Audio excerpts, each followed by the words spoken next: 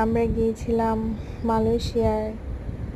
তো এটা হচ্ছে মালয়েশিয়ার বাতু কেপ মুরুগান মন্দিরে একটি দৃশ্য, যেখানে মানে অনেক পশু আছে, মানে অনেক পাখি আছে। তো সবচেয়ে বেশি ছিল কবুতর। নিলয় বরাবরই কবুতর অনেক বেশি ভালোবাসে, সে কবুতরকে খাওয়াতে ভালোবাসে, মানে কবুতর, ওর বাসায়ও কবুতর আছে।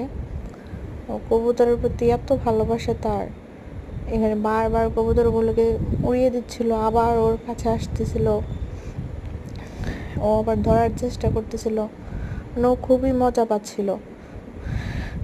মন্দিরটা এত বেশি সুন্দর, মানে ওর মন্দিরের ভিতরের ভিউটা এত সুন্দর, মানে প্রাকৃতিক সৌন্দর্যে ভরা।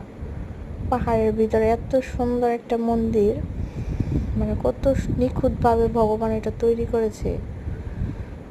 এর ভিতরে এত সুন্দর সুন্দর জায়গা, মানে এত কি বলবো, আমি বলার ভাষাই খুঁজে পাচ্ছি না। অনেক সুন্দর এই মন্দিরটা।